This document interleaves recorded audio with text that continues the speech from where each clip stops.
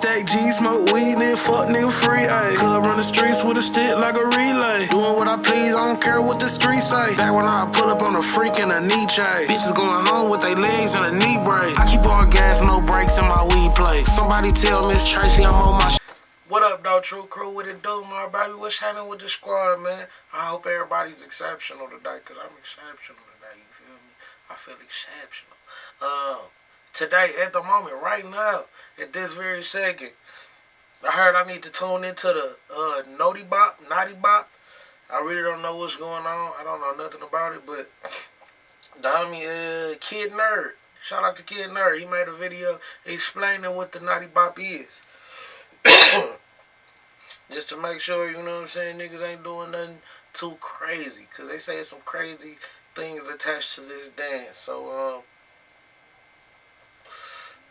hit that like button and subscribe. Let's get it. With a new dance coming out of New York, which has been trending all over the app. But a lot of people don't even know that they're dancing to one of the most disrespectful dances to come out in a long time. Today, man, I bet it's all kind of little square ass kids doing the dance already on TikTok. You know what I'm saying? Showing other little square ass kids. This how you do it. Move to the left, shimmy your shoulders. You know what I'm saying? It's crazy. Today, we are going into the violent backstory behind the dance called the Notti Bop. So guys, this video is sponsored by Raid Shadow Legends. Now I'm sure them Raid Shadow Legends niggas be putting out that bag, bro. Raid Shadow Legends, holla at me. I will shout that shit out before every video, bro. Stop playing. Everyone's heard of Raid Shadow Legends before. And me personally, I've been seeing Shadow Legends all over YouTube for a couple years now. And I ain't gonna lie, if you're an Amazon Prime shard which you can summon, also... How long you gonna talk about? My friend used to pay $163 for car insurance. Thank you. That's cool. Now look how much he pays. Most insurance companies... $38. Specifically a district inside Harlem. Go check out the song I'm talking about. I put the link to it in the description. But to start this story, we have to go to Harlem in New York. More specifically a district inside Harlem called Sugar Hill. A place infamous for multiple reasons. But nowadays, it's known to be the area of a gang called the OYs, or Original Youngins.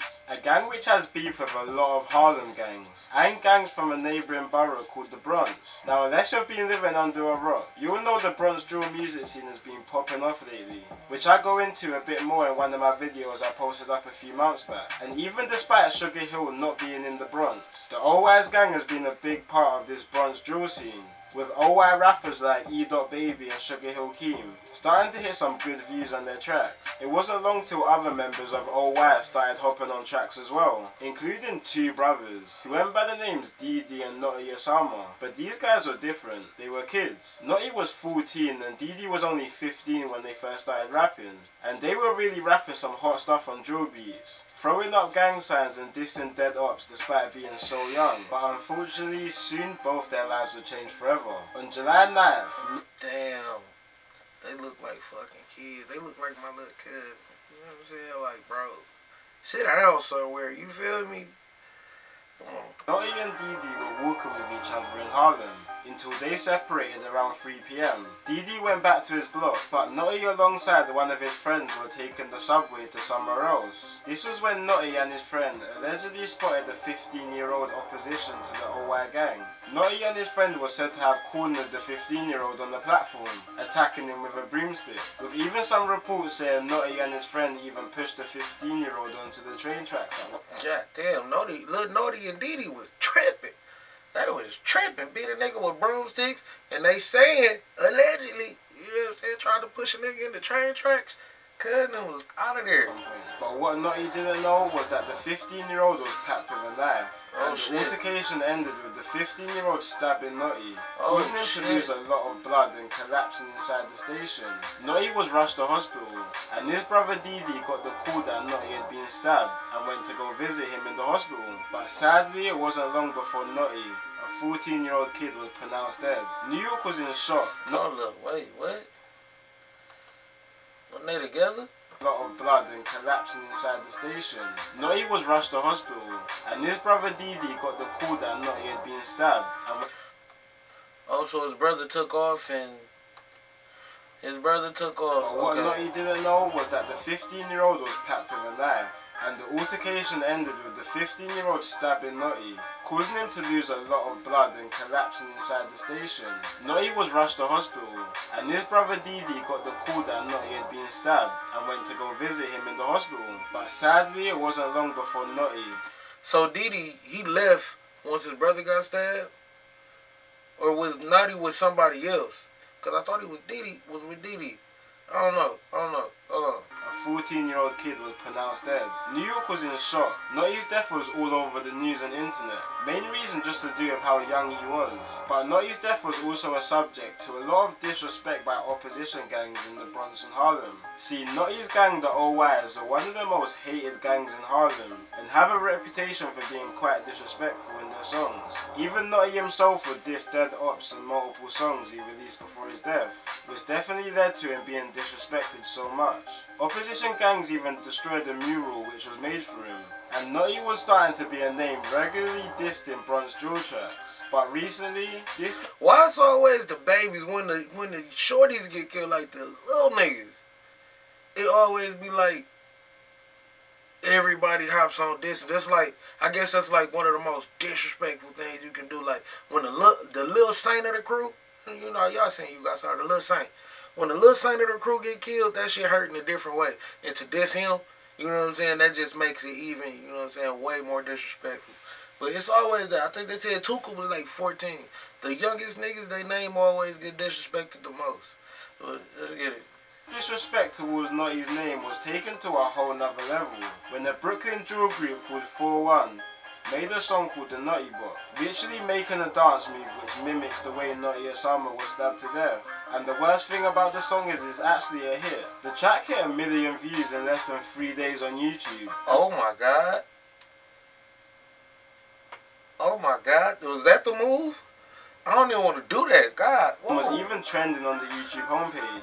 But a lot of people were kind of confused. Why is the Brooklyn drill group dissing the dead rapper from Harlem? Like, both areas where the 4-1 group is from and where Notti is from is more than an hour apart. So it would be kind of a stretch for them to both have problems on the streets. But before the 4-1 group brought out this Notti diss track, 4-1 and OY had a bit of bad history between each other. So 4-1 are a drill group from Brownsville in Brooklyn, an area which borders East Flatbush, the birthplace of the notorious Brooklyn rapper Bobby Shmurda's gang GS9. Brownsville is known in New York to be one of the most dangerous areas in the city, with one of the highest murder rates, drug-related incidents and the lowest life expectancy in New York. But the 4-1 group kinda came out of nowhere. They really started gaining some traction this year, mainly due to one of their rappers called Kyle Rich, dropping some good consistent singles which were hitting millions of views. Kyle Rich also dropped a track with other 4-1 members back in January, and the song proved to be a breakout track for the Brownsville group, who literally came out of nowhere. But the fact they came out of nowhere also drove a few speculations towards the group. Just like most drill music coming out of New York, 4-1 were talking a lot of violence in their songs, and a lot of people were saying they weren't really about what they were rapping, and that the group is just a bunch of civilians who started to get together and start rapping. But that's very hurtful to your career if niggas saying y'all just a bunch of civilians who rapping. If you're a drill rapper, you know what I'm saying? Because they want their drill rappers to be drilling. You know what I'm saying? They don't want, hey, this nigga work at Sam's, this nigga at Walmart, you know what I'm saying? They got an album together. They don't want that out them drill niggas. For real, they want niggas to be shooting shit up on the daily. You feel me? Sliding, yeah. despite all the rumours, they were becoming the biggest drill group in the Brooklyn drill scene. Now you're probably wondering how this new drill group in Brooklyn, who supposedly has no issues with anyone else, ever got into a feud with Notti Osama's gang, the O.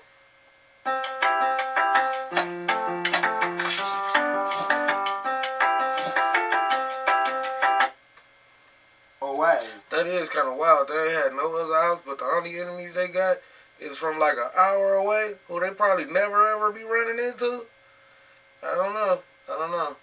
All of this kind of stems from a situation that happened a while back from two rappers of the OY's gang called Blockwork and Sugar Hill Keem. Allegedly, both rappers were walking down Harlem when the opposition tried to pull up on them. That's when one man who police claim is Sugar Hill Keem lets off fire. That nigga look like Brooklyn Young Boy. You know what I'm saying? He looked like Brooklyn YB.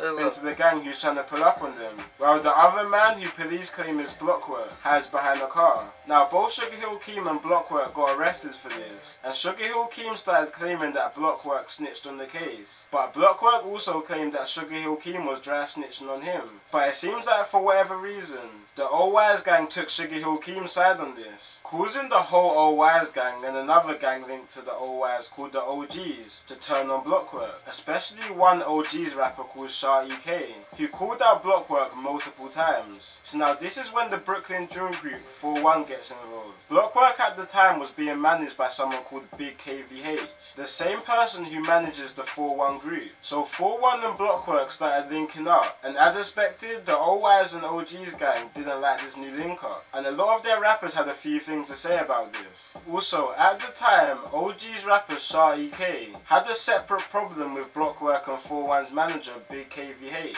KVH used to actually be CharlieGramz's manager until both of them ran into issues and split up. CharlieGramz then went on to his Insta Live on March the 2nd, calling out 4-1's manager and also dissing 4-1. That's when 4-1 member Kyle Rich snapped back at CharlieGramz, saying that his manager pretty much made him to what he is now, and also threw in that he's smoking on CharlieGramz's dead father. After this, another 4-1 member called D Bills and former Old Wise member Blockwork jumped on a track called OG's K, heavily dissing mainly. No disrespect, but all these niggas look frail as hell. You know what I'm saying? No wonder why niggas got these guns. Like, where? I don't like to sound like the lame nigga, but it is what it is. These niggas look frail, and that's probably why they shooting shit up like the way it is, nigga. Cause I'm like, I know y'all got to be running into some solid niggas out here. It's a lot of frail, flailing niggas, you know what I'm saying, doing this shit up here. I don't know. This shit is wild. It's wild, bro. Let's go. CharlieGramz and his gang. In this track, Blockwork pretty much says that he's repping 4-1 now, with the line "better run when I scream 4-1. CharlieGramz responded to all of this in his song called New Ops. In this tune, he pretty much says why is 4-1 dissing him, when before they were asking for features, and he also calls 4-1 broke. Now this is when Notti Bop and he also calls 4-1 broke. 4-1K, y'all jacking the snitches. Okay, y'all gonna get stitches. Hold on my toe when it's time for the mission. I spit to the A trying to see who we click. Jack for one day, you losing your life. Bitch, I'm a demon and I'm cold play. Nigga, money a bitch, got pulled for a play. Less than a month after uploading this, sadly Notti was stabbed to death on the underground, and then the Notti Bop dance mocking his death was made by the 4-1 members. Now this Notti Bop dance stirred up a lot of drama for 4-1. A lot of people thought this was way too disrespectful, especially just due to how young Notti was when he died. This even caused issues inside the group. A rapper from the 4-1 group called Maya Kenzo posted to her Instagram saying that she's not messing with the Notti Bop and says she's staying in her own lane. 4-1 member Kyle Rich then posted, shout out to her, stay away from that shit, up on his Instagram that Maya Kenzo is not a part of 4-1 anymore, and then Maya took 4-1 out of her Insta bio.